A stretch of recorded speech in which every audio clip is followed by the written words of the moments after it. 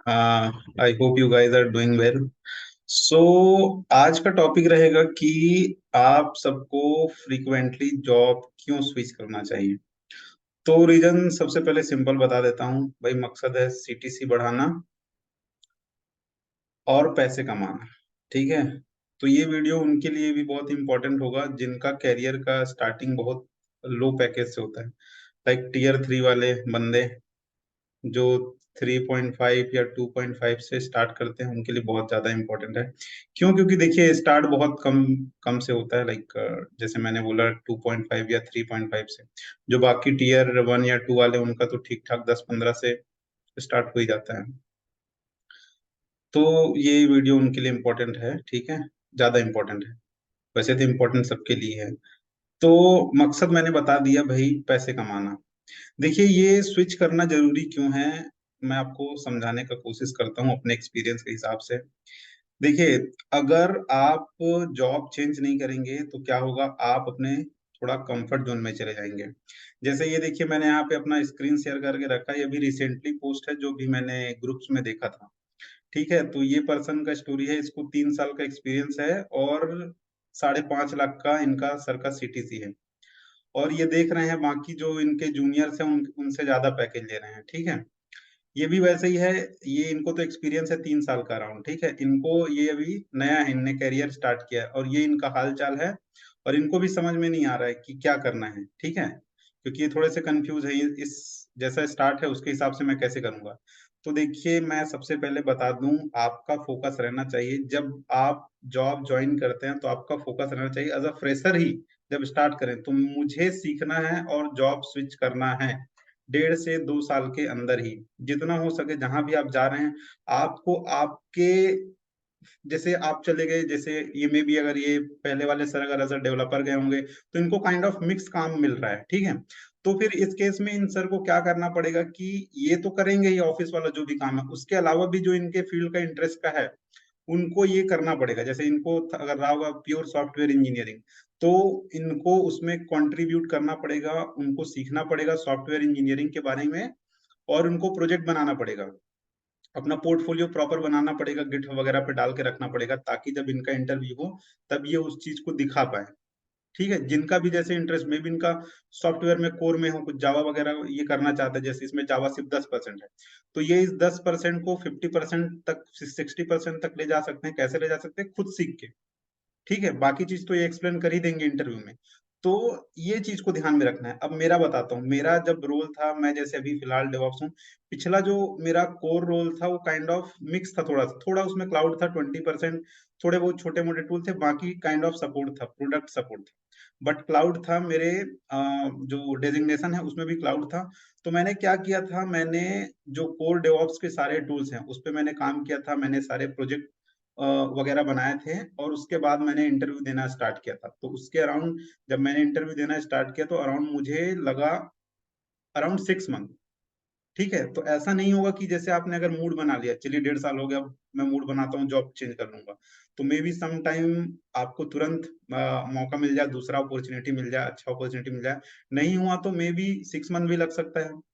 तो इस केस में मैं जैसे बता रहा हूँ, आपको मेंटली प्रिपेयर रहना है जॉब स्विच के लिए। जैसे ही आप जॉब लेते हैं, आपका कोर फोकस रहना चाहिए, मुझे पूरा सीखना है, जल्दी से जल्दी सीखना है और सीटीसी इंक्रीज करना है अपना। मतलब मकसद आप रखिए, पैसे कमाना है, ये मकसद होना चाहिए।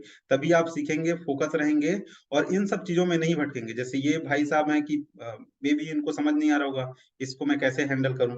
तो उस केस में आप बिल्कुल क्लियर रहेंगे, हाँ भाई मुझे तो ये सीखना है, चाहे काम मुझे कोई भी करना मिल रहा है, करने के लिए मिल रहा है। ठीक है। उम्मीद करता हूँ ये आपको समझ में आया होगा। अब कई लोग एक चीज इसमें और बता देता हूँ। तो देखिए, जब जॉब चेंज करने हम जाते हैं तो मेहनत लगता है। ठीक है। मेहनत करना पड़ता है, हमें अपने कंफर्ट जोन से बाहर निकलना पड़ता है। जैसे हम किसी कंपनी में रुक जाते हैं 2 साल 3 साल, तो एक काइंड ऑफ कंफर्टनेस आ जाती, फिर कंपनी चेंज करने का मन नहीं करता। भले सैलरी कितनी ही हो, कुछ भी हो। मैंने जैसा मेरा एक्सपीरियंस है, मैं वैसा बता रहा हूँ। तो ये एक चीज मैंने देखा है। तो उससे बचने का देखिए वही तरीका है, आपको कंफर्ट जोन से बाहर निकलना पड़ेगा। क्योंकि अगर आपका मकसद है पैसे कमाना, तो भाई कंफर्ट जोन में पैसे नहीं कमाया जा सकता, ये मूल मंत्र है। पैसे आपको अगर बनाने हैं तो जो भी आपका कंफर्ट जोन है उससे बाहर निकलिए, ट्राई करिए, कोशिश करिए, फिर आप जैसे ही जॉब स्विच करेंगे तो आपको फिर जो भी चाहिए पैसा वो मिलेगा।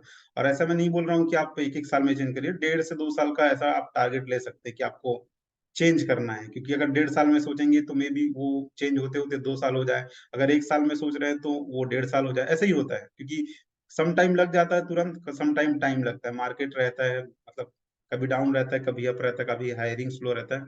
ये सारी चीज़ें रहती हैं। तो उम्मीद करता हूँ ये चीज़ें आपको पसंद समझ समझ में आ गया होगा। नाउ दूसरे टॉपिक पे आते हैं।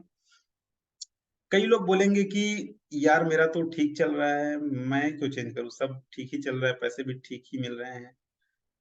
तो फिर यहाँ पे मैं क्वेश्चन पूछूँगा कि सामने वाला तो बोल रहा है लाइक मेरा तो ठीक ही चल रहा है, मैं तो खुश हूँ। ठीक ही चल रहा है, पैसे भी ठीक आ रहे हैं, खुश हूँ, चल रहा है, काम चल रहा है। तो मैं ये पूछना चाहता हूँ कि आपके घर वाले खुश हैं? क्या आपकी वाइफ खुश है? बच्चे खुश हैं? जो आप कमा रहे हैं, पेरेंट्स खुश हैं? क्या अगर आप ज़्यादा कमा के लेके आएँगे तो पेरेंट्स दुखी हो जाएँगे? वो आपने रील्स देखा होगा ना कि लड़के तो फैमिली के लिए कमाते हैं और लड़कियाँ तो मकसद यहाँ पे लड़का-लड़की नहीं है, लड़का-लड़की करना नहीं है, जस्ट बता रहा था कि जो लड़का है वो फैमिली के लिए कमाता है, तो आप तो हैं कम्फर्ट ज़ोन में, मे बी आपके फैमिली चाहते हो आप और अच्छा करें और कमाएँ, तो उसके लिए देखिए सर आपको कम्फर्ट ज़ोन से निकल के बाहर आना पड़ेगा, कोशिश करना पड़ेगा, तो फिर आप और पैसे कमाने लगेंगे, ठीक है?